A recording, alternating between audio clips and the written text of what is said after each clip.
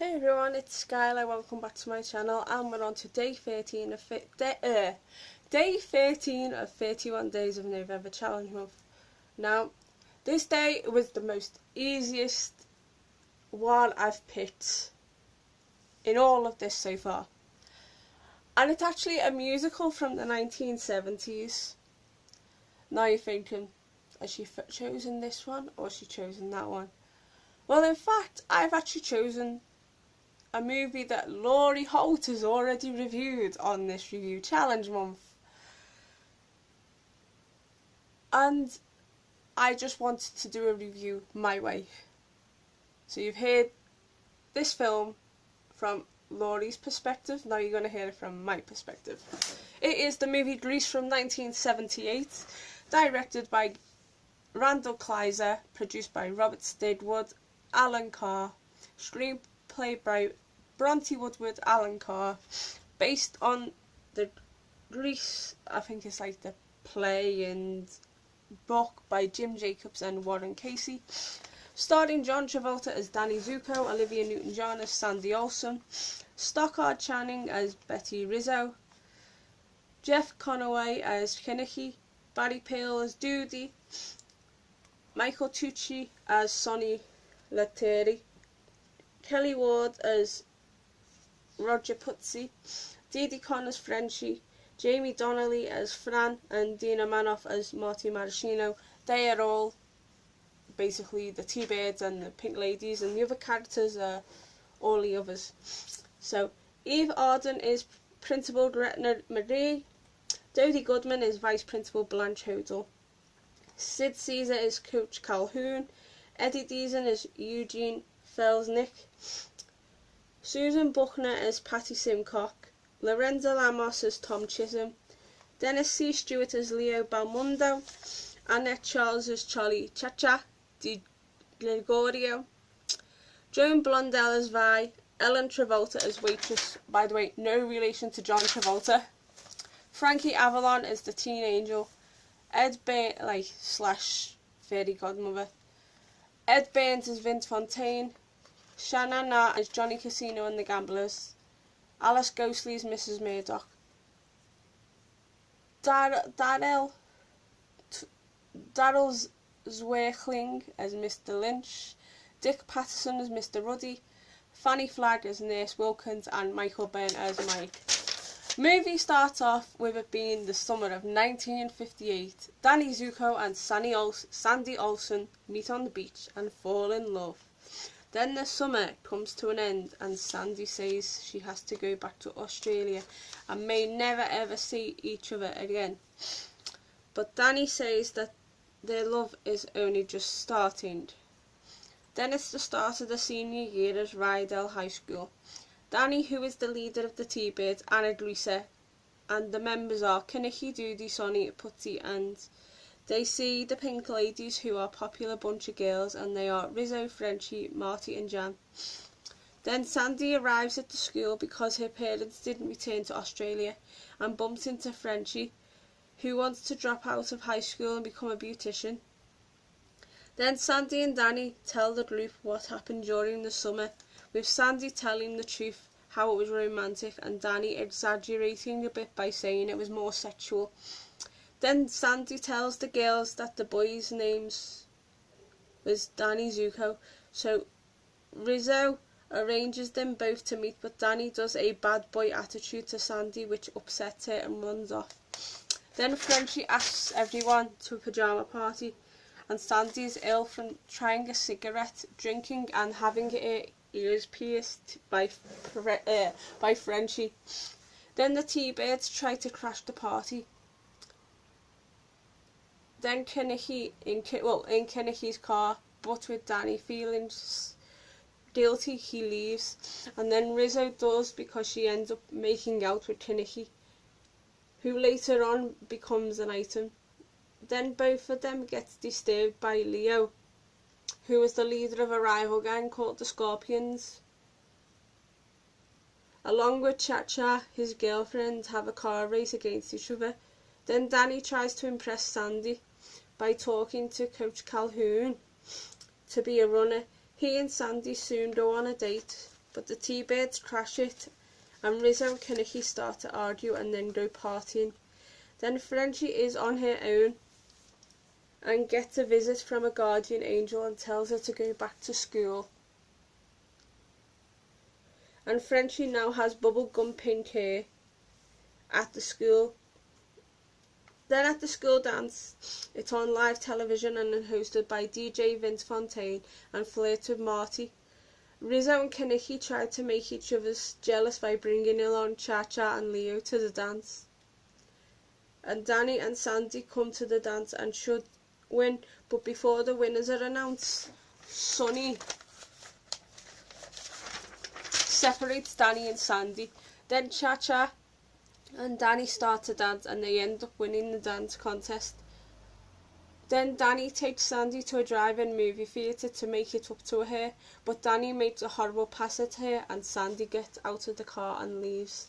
Then Rizzo is scared she may be pregnant as she's missed her period and tells Marty in secret, but Marty tells Sonny and he tells Kaneki. So Kaneki asks Rizzo, who denies it to him, but Kaneki tries to propose but Rizzo says no. Then it's the day of the race, but Kaneki gets knocked out by Putzi, so Danny takes over and accepts the challenge. He and Leo race, and Danny wins the race, and Sandy watches from a distance and says she still loves him but needs to change a little to impress him, and asks Frenchie to help her achieve what she needs to do. So on the last day of school, the principal and Blanche cry about the class's departure, and the class celebrate their graduation with a fair on the school grounds. Then Rizzo finds out she isn't pregnant and tells Nikki, and he proposes again, and this time she says yes. Danny decides to be a jock for Sandy, but then she turns round and, basically Danny turns round and his jaw hits the floor as Sandy has a new hairdo, dresses in black leather and smokes a cigarette, puts the cigarette on the floor, and they start to dance. Then they both tell each other that they love each other and reunite. The film ends with Sandy and Danny in a car which flies up into the clouds and waves goodbye to their friends. Now, basically, there's a little twist to this. Now, we don't know whether it's true or not. We don't know that from the summer, apparently, we don't know whether Sandy passed away and she's in all this filming like a dream, because it just looks like a proper dream sequence, like musical to me. That's the impression I get from this film, and that's what people are trying to say about the film. And then at the end credits roll with everyone in the school yearbook. So my thoughts on Grease from 1978 is, I enjoyed the film. I've watched the film that many times. I know all about it. Don't get me wrong, I do like John Travolta. I do, but the thing is, I have a soft spot for Olivia Newton-John. But I also was impressed in this film by Rizzo's character, because I'm sure, don't quote me on this, but I'm sure that Rizzo, was it Rizzo? It's either Rizzo or Cha-Cha used to date Danny Zuko before they went to their prospective partners, and I think it was Rizzo, but I'm not too sure. No. I'm referring to as Cha-Cha. It's one of them two people, so don't quote me on that one. But I really liked Rizzo's character in this, the little all in black girl, stuff of I'll show them who's boss, because she was the leader of the Pink Ladies. That's how her character was put up to be. But anyway, overall, the film, that film come out at the right time when you needed a musical. I know we had the Rocky Horror Show, which is one of the best musicals ever, like, and it's still talked about to this day, and people still dress up as the characters and stuff like that. But the same thing happens with Grease. There's still people today that dress up as John Travolta and Sandy Olsen, and so it does create this phenomena that has from these films. So overall thought, from me perspective, I enjoyed the film. I just loved everything about it. My favourite was the ending where Sandy you saw the nice side of Sandy, then you got to see the rocking side of Sandy, and they go to dance in this like fun house, and then they drive off in the car. That's my favourite scene in the film. Absolutely adore that. So yep, I'll give it a rating. The rating is 7 out of 10. Because, and there's one reason being is, right, do not hate me for this, right? Even though I like Grease, I prefer Grease 2, which come out a few years later. Even though I love the story to Grease, even though there's supposed to be some speculation about behind Sandy's character, I do prefer Grease 2. And even though some parts in Grease I didn't like, the ending was terrific. That's why I gave it the 7 out of 10. I liked even the songs. The songs were so catchy. Go Grease Lightning. You know the songs. Summer Lovin', Hopelessly Devoted to You, and then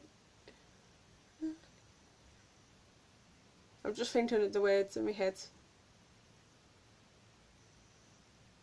You're the One I Want. That was it. So the songs are fantastic. It suited the film to the ground, but I have to give it a 7 out of 10 because for me, Grease 2 will always be my favourite to Grease 1. Even though I loved everything in the film, it's just, that's just the way I feel. So I hope you enjoyed this review. Of course, stay gory, have unpleasant dreams, and I will see you soon for day 14. Ta-ta for now. Bye.